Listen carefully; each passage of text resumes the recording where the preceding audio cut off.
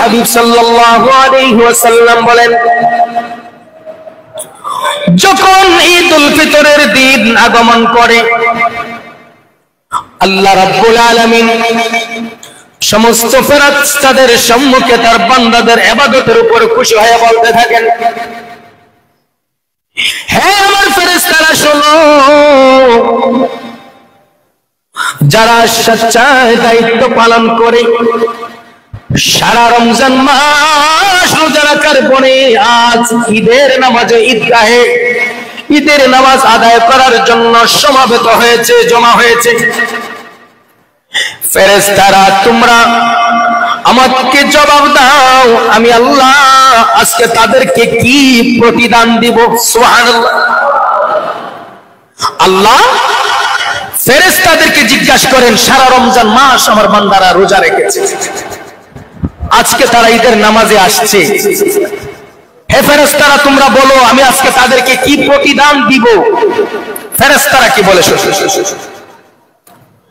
ফেরেশতারা বলে, আল্লাহ ও আমার প্রতিপালক, আমার রব, আজকে আপনার বান্দারা সারা রমজান মাস 5 ওয়াক্ত নামাজ আদায় করেছে, 30টা রোজা রেখেছে, পানাহার থেকে আত্মসংযম থেকে নিজেকে বিরত রেখেছে, তাহাজ্জুদের নামাজ আদায় করেছে, তারাবির নামাজ আদায় করেছে, মিথ্যা বলে নাই, গুনাহ করে নাই, গালি দেয় নাই, অন্যায় করে নাই, ফাসাদ করে নাই, সারা রমজান মাস পরিশ্রম করে রোজা রেখেছে। আল্লাহ আজকে হলো তাদের পারিশ্রমিক পাওয়ার দিন, আজকে তাদের পারিশ্রমিক দিয়ে দেন।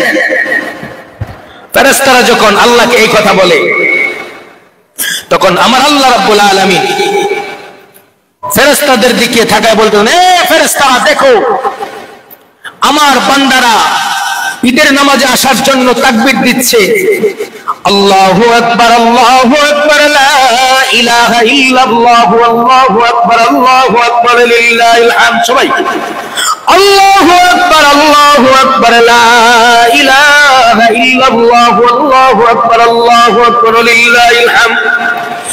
এই যে আমার বান্দারা তাকবীর দিতে দিতে ঈদগার দিকে নামাজের জন্য যাচ্ছে, আমি আল্লাহ আমার জালালিয়াতের কসম করে বলি, আমার জালালিয়াতের শপথ করে আমি আল্লাহ বলতেছি, হে ফেরেশতারা তোমরা সাক্ষী থাকো, আমি আল্লাহ আমার জালালিয়াতের শপথ করে বলতেছি, হে আমার ইমানদার বান্দা বান্দিরা তোমরা শুনে রাখো, তোমরা শুনে রাখো, তোমরা ঈদগাহে যাওয়ার পর ঈদগাহ থেকে ঈদের নামাজ আদায় করে বাড়িতে ফেরার আগে আগে আমি আল্লাহ ঘোষণা দিলাম তোমাদেরকে ক্ষমা করে দিয়েছি। এর চাইতে আর বড় কি আছে? আল্লাহ চিৎকার দিয়ে বলতে থাকেন, হে আমার বান্দা বান্দিরা শুনো, সারা রমজান মাস সিয়াম সাধনা করার পর তাকবীর দিয়ে ঈদের নামাজে যাচ্ছ, আমি আল্লাহ খুশি হয়ে গেলাম, আমার ফেরেশতাদেরকে সাক্ষী করে বললাম, আমার জালালিয়াতের কসম, আমি আল্লাহ তোমাদেরকে ক্ষমা করে দিয়েছি। সুবহানাল্লাহ। এবার আল্লাহ রাব্বুল আলামিন বান্দাদেরকে ক্ষমা করার কথা যখন বলে দিলেন, আরেকটা ঘোষণা দিয়ে দিলেন, বান্দারে শোন, তোমার আমলনামার মধ্যে যতগুলি পাপ ছিল, গুনাহ ছিল, অন্যায় ছিল, আমি আল্লাহর একটা ঘোষণা দিয়ে দিলাম, তোমার সমস্ত গুনাহগুলিরে পাল্টায়া আমি আল্লাহ নেক দ্বারা ভরপুর করে দিলাম। ঈদগাহ থেকে একজন মুমিন বান্দা নিষ্পাপ হয়ে তার বাড়িতে ফিরে যাবে। সুবহানাল্লাহ। ঈদগাহ থেকে একজন মুমিন বান্দা তার বাড়িতে ফিরে যাবে। হযরত আলী রাদিয়াল্লাহু তাআলা আনহুর খেদমতে একজন ব্যক্তি উপস্থিত হয়ে বললেন, ওই সময় হযরত আলী রাদিয়াল্লাহু তাআলা আনহু আটার রুটি খাচ্ছিলেন। অপরিচিত একজন ব্যক্তি আয়েশা বলে, হুজুর আজকে কি ঈদের দিন? হ্যাঁ আজকে ঈদের দিন, অথচ আপনি বুশির তৈরি রুটি খাচ্ছেন। উত্তরে তিনি বললেন, আজকে ঈদের দিন তাদের জন্য, আজকে ঈদের দিন তাদের জন্য যাদের রোজা আল্লাহর দরবারে কবুল হয়ে গেছে। ঈদ তো তার জন্য যার রোজা কবুল হয়ে গেছে। ঈদ আমার জন্য না, আমার কোনো গ্যারান্টি নাই আমার রোজা কবুল হয়েছে। হযরত আলী জান্নাতের সার্টিফিকেট প্রাপ্ত, তিনি বলেন ঈদ তো আমার জন্য নয়, ঈদ তার জন্য যার রোজা কবুল হয়ে গেছে। এবার হযরত আবু হুরায়রা রাদিয়াল্লাহু তাআলা বলেন, আমি একদিন ঈদের দিনে হযরত ওমর রাদিয়াল্লাহু তাআলা ঘরের মধ্যে প্রবেশ করলাম। প্রবেশ করে দেখতে পাইলাম দরজা বন্ধ।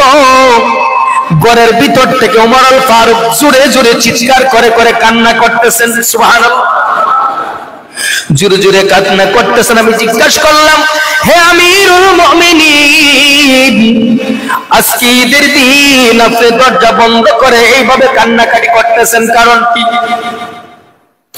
হযরত ওমর আল ফারুক রাদিয়াল্লাহু তাআলা বলেন, আবু হুরায়রা রে, আমি এই জন্য কান্না করতেছি কারণ আজকে তো আমার খুশির দিন নয়, আনন্দের দিন নয়। যে কেন? আজকে আনন্দের দিন হলো ওই ব্যক্তির যার সারা রমজান মাসের রোজা ইবাদত আল্লাহর কাছে কবুল হয়ে গেছে। যার রোজা কবুল হয়ে গেছে তার জন্য আজকে খুশি, আজকে আনন্দের দিন। আমার জন্য তো আনন্দের দিন নয়। আমি কিভাবে আজকে আল্লাহর দরবারে খুশি থাকবো? আমি তো এখন পর্যন্ত কোনো সার্টিফিকেট পাই নাই আমার রমজানের রোজা কবুল হয়ে গেছে, রমজানের তারাবি কবুল হয়ে গেছে, রমজানের ইবাদত কবুল হয়ে গেছে। ওই চিন্তায়, ওই ভয়ে আমি ওমর আল ফারুক আজকে কান্না করতেছি। চিৎকার দিয়ে বলি না সুবহানাল্লাহ। বন্ধুগণ আমার, আজ ঈদ উল ফিতরের দিন। হযরত ওমর আল ফারুক রাদিয়াল্লাহু তাআলা আনহু ইসলামের দ্বিতীয় খলিফা। ঈদের দিনে সন্তান ঈদের নামাজে যাবে, আব্দুল্লাহ ইবনে ওমর ঘরের মধ্যে বাজার করার মতো, আব্দুল্লাহ ইবনে ওমর ছোট বাচ্চাকে ঈদের পোশাক কিনে দেওয়ার মতো অর্থ টাকা হযরত ওমর আল ফারুক ইসলামের দ্বিতীয় খলিফা, যিনি ওই সময়কার খলিফা ছিলেন, বাদশা ছিলেন, তার ঘরে সেই টাকা ছিল না। স্ত্রী এসে কান্না করতেছেন, বললেন, হে আমিরুল মুমিনিন, আপনার সন্তান আব্দুল্লাহ ইবনে ওমর ঈদের নামাজে যাবে, অথচ নতুন পোশাক আমাদের ঘরে নাই, আমরা কিভাবে আমার সন্তানকে ঈদের নামাজে পাঠাবো? আপনি একটা নতুন জামার ব্যবস্থা করে দেন। হযরত ওমর আল ফারুক বললেন, বিবি রে, আমার হাতে তো অর্থ নাই, টাকা নাই, অথচ তিনি বাদশা, আমি কি দিয়ে আমার সন্তানকে ঈদের জামা কিনে দিব?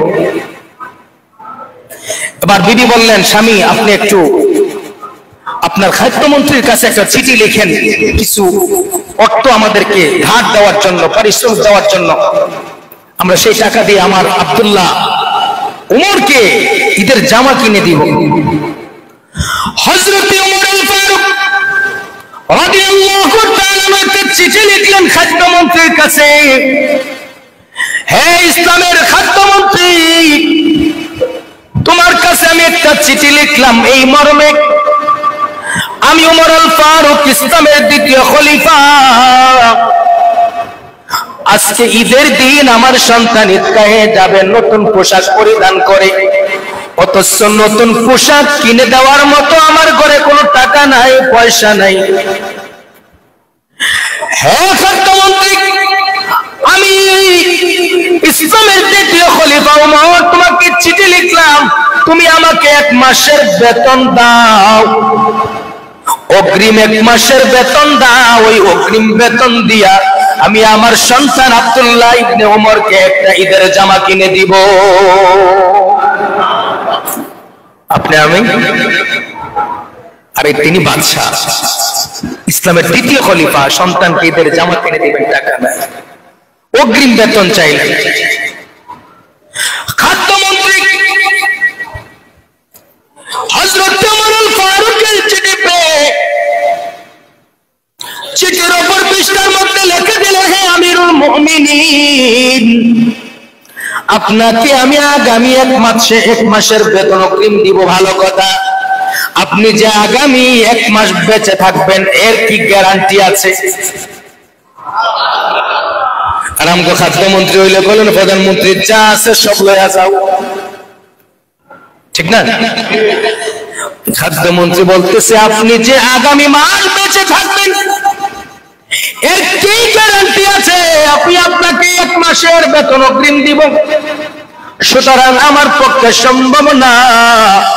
চিঠিটা যখন ওমর আল ফারুকের কাছে ফেরত আসলো, ওমর আল ফারুক যখন চিঠির পৃষ্ঠাটা উল্টায়া অপর পৃষ্ঠার মধ্যে খাদ্যমন্ত্রীর মন্তব্য দেখলেন, আপনি আগামী মাস বেঁচে থাকবেন, গ্যারান্টি দেন। আপনি যদি গ্যারান্টি দিতে পারেন আমি আগামী 1 মাসের বেতন অগ্রিম আপনাকে দিব।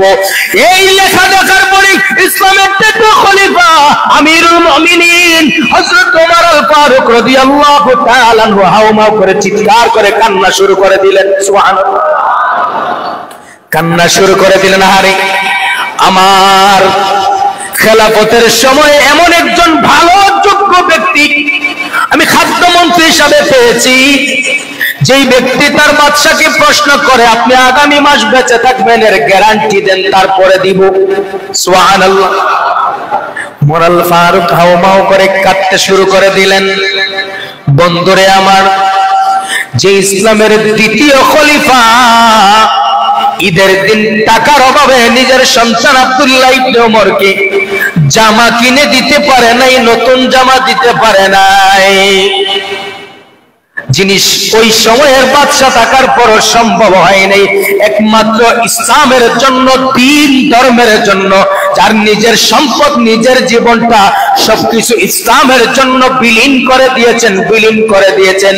ওই ওমর আল ফারুক থেকে আমাদের এই শিক্ষা নেওয়া উচিত, যিনি ওই সময়ের বাদশা ছিলেন, ইসলামের দ্বিতীয় খলিফা ছিলেন।